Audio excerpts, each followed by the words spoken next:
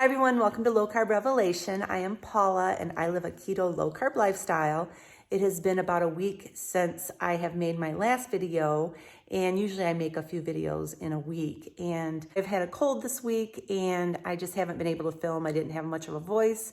It's starting to come back now and I'm starting to feel much better. So today I'm going to be filming a what I eat in a day video. And I'm also going to be including in this video a recipe for my broccoli cheese soup. That's what we're going to be having for dinner later.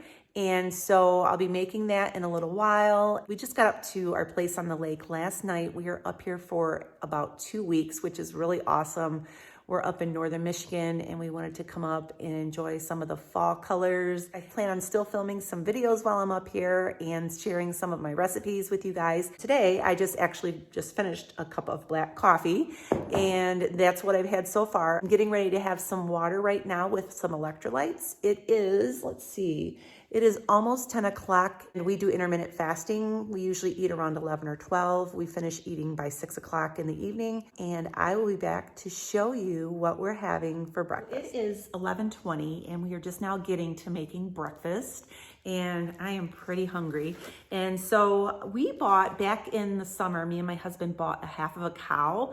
It is a really great option if you ever get the opportunity to purchase some cow meat. We first started back 1 year ago, we purchased a quarter of a cow. We didn't know how much meat that would be. I have a video when we unpackaged the quarter of a cow. I will link it at the end of the video where you can see how much meat we got in a quarter of a cow. We ended up eating that quarter of a cow quickly because we do eat a meat-based diet. So earlier this summer, we found a farmer and we bought a half of a cow. And it is just a great way to get meat. Initial cost is a lot, but the price per pound is so much cheaper than buying it from a grocery store. So it is worth it in the long run. So I have these little tenderloin steaks. I have 2 of them here. I think actually that there are 2 little steaks in each package and they're a little smaller in portion size. So I've kind of been waiting to make these and I decided today that we would have steak and eggs for breakfast. So I'm just gonna actually season these with a little bit of Redmond smoky salt and I'm gonna put them on the grill. I'm gonna grill them outside and then we are just gonna cook up some eggs and have them with this steak. So I will be back when breakfast is ready and show you what our breakfast looks like. So here is breakfast. The 2 steak tenderloins that I showed you earlier, and we scrambled some eggs with some Gouda cheese and some butter and added salt and pepper. And then this is just a little fresh berry mix. Just felt like having that today.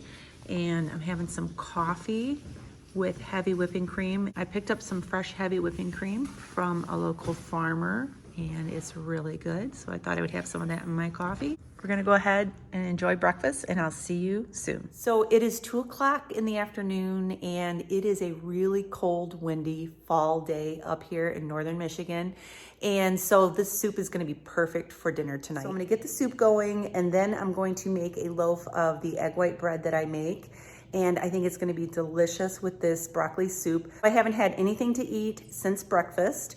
We did only eat a couple of hours ago. When you eat foods that are higher in fat and protein, you stay satiated longer and you can make it longer in between meals. So I might have a little snack after I get done getting this soup together and get my bread in the oven. But right now, I'm gonna show you how I make this broccoli cheese soup. I'm gonna go ahead and start with some butter. I have 6 tablespoons of butter here that I'm gonna melt. I don't have up here at the lake for this recipe that I had at my other house was xanthan gum.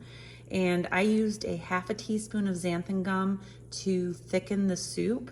And I don't have any up here. And the stores up here in this little town just don't carry stuff like that. So I am not gonna have xanthan gum to put into my soup. So it might be a little bit thinner.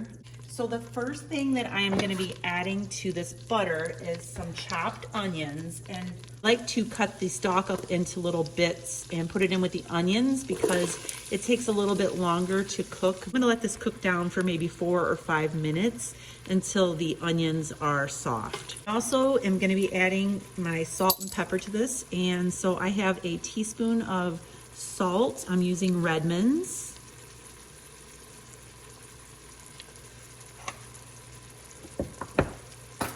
And I just have some black peppercorn and I'm just going to put maybe a quarter to a half teaspoon of black pepper. This is a really easy recipe and it doesn't take a lot of time. If you watch my videos in the past, you will know that I like quick, simple meals, and this is a really good one, especially when you're not feeling well. This was perfect for me and my husband when we had a really bad cough. We were just not feeling good, and this was really great for that. And so it's been about 2 minutes now. I'm gonna add some garlic to this. I have the garlic in a jar. This is just minced garlic in water.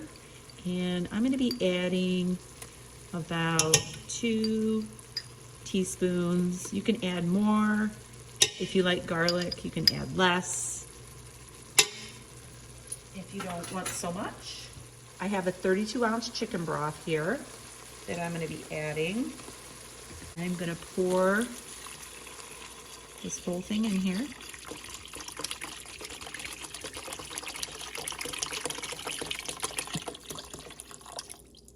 I have 8 ounces of diced ham here, and I'm just gonna dump this in. I'm gonna dump in my broccoli. This has all been chopped up into bite-sized pieces.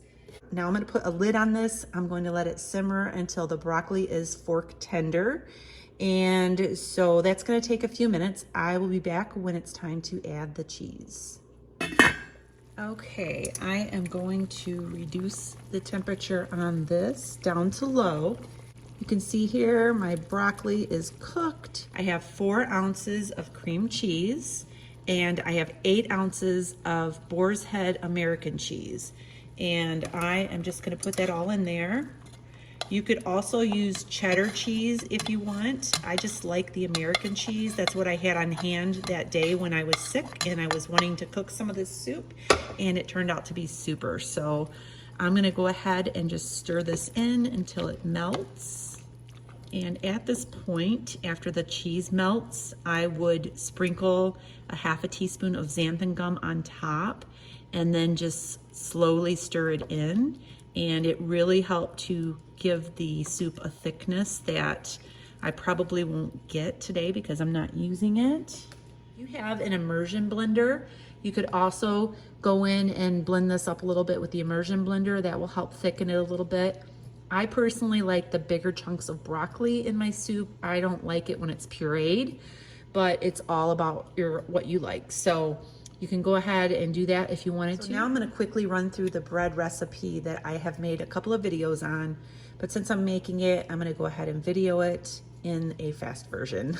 I will be back. So I'm gonna quickly show you how I make this bread. This is Maria Emmerich's recipe, and also Indigo Nilly has done some adjustments to this as well.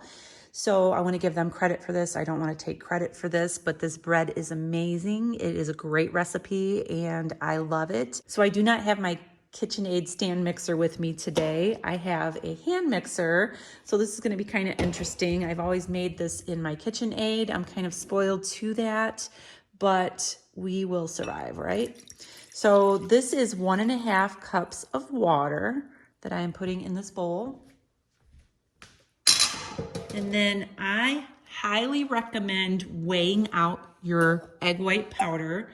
The first couple of times I've made this, I made it by just doing it by the measuring cups and not by weighing it. And the bread was chewy and it was inconsistent each time I made it. I started weighing it out on the scale, and it is much, much better. It's more consistent. It's the same every time I make it. So right now I have my egg white powder. You can get this. I have a link down below where you can get this with my discount. This is a great egg white powder. Right now I have it sitting on the scale and I have zeroed it out. So I also have it set on, no I don't. I have it set on grams, and I'm gonna take out, we need 120 grams of this egg white powder. So I'm gonna scoop this out until the scale says minus 120. That says minus 115, so we need to take out 5 more grams. That is 120 grams of egg white powder that I added to this bowl of water.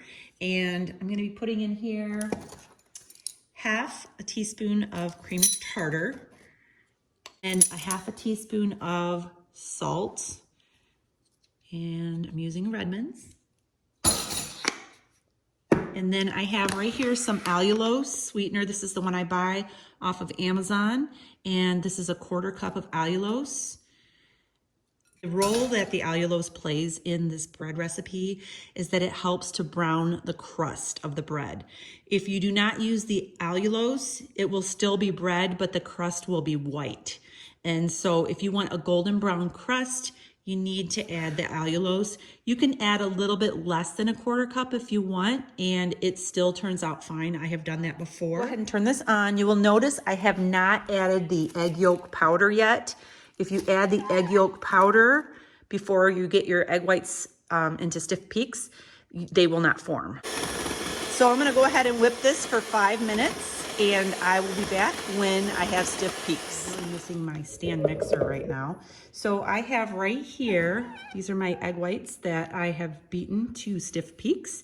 And let me turn this on. And it is zeroed out and it is on grams. This is egg yolk powder. You only need to add 6 grams of this egg yolk powder. 6 grams right there. And you can make this recipe without the egg yolk powder, but it really does change the texture of the bread. So I recommend leaving the egg yolk powder in there. And so you're just gonna stir that in to your egg whites. I have my oven preheated to 325 degrees. My bread pan is lined with parchment paper. And I have no cooking spray in this at all. And so I am just going to put this in here. I didn't do that great of a job on my parchment paper today. I usually cut it to fit, and I didn't take the time to do that. And I also have a bigger pan than I use at home here. So my bread probably is not going to be as high as it normally is, but that is okay. It's still going to taste really great with this soup. So all you do is just shape it a little bit, and you throw this in the oven at 325 degrees, and it takes 30 to 40 minutes to bake depending on your oven. It is okay if it cracks on the top when it is baking. Sometimes that happens and it does not affect it at all. Mine cracks on top from time to time. It's fine. So I'm gonna go ahead and put this in the oven and I will be back. So the soup is made and the bread is in the oven, and we're not gonna eat dinner until about 5:30. And so it is now 3 o'clock. I am about to have a little snack that will tide me over until dinner. This is what my snack looks like. I have a mini cucumber that I sliced, and I just sprinkled a little bit of salt on top, and I have some smoked cheddar that I bought at a little local market up here that I'm excited to try, and some pepperoni. And I also have a black cherry Zevia. I will be back at dinner time to show you how my bread and soup turn out. It is dinner time, and I'm so excited for dinner today. I have my soup here. It's not as thick as the last time when I made it because I didn't have the added xanthan gum, but I still think it's gonna be delicious. And I have my bread right here that I made, and this is so good. I wanna show you guys the texture on this bread. I don't know if you can see it, but it is soft, it is warm, and it is a really good bread. So I'm gonna go ahead and take a piece of this bread. This is how I like to eat my cheesy broccoli soup. I like to dip my bread in the soup.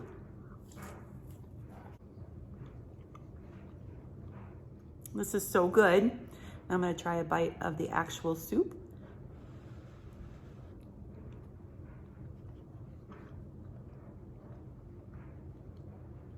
I love the little diced ham bits in this soup. It is so good. It just gives it a little something extra. So I'm gonna eat this, and then I'm gonna be back to show you what I'm gonna have to end the night. I'm back. Dinner was delicious. That soup was just the perfect soup for a cold, crisp fall day. So to end the night, I am having a cup of hot tea. This is the Tazo Baked Organic Apple Tea, and I love drinking this in the fall. I will link it down below in case you can't find it in your stores. I can't find it in any of my stores. It is perfect for this time of year. To have with my tea, I am gonna be having a little bit of this pecan butter. This is just pecans that have been ground up. There is a little Amish market up here that sells these fresh ground butters, and the pecan is just the best. I have some of my bread that is still a little bit warm, and I'm spreading this pecan butter on the bread, and I am going to be having this with my tea, and that is all I'm having for the rest of the night. So sometimes in the evening, if I'm craving a little something, I will have a carbonated water, and the flavoring just gives you a little something, and also the carbonation can help you feel a little full if you're a little bit hungry. So that is the end of my video for today. I'm so glad to be back. I missed being on here for a week. I really enjoy it. Make sure you subscribe to my channel so you don't miss out on my future videos. Give me a thumbs up for this video because it helps my channel out. And I will see you in my next video. Have a great day. And as always, God bless.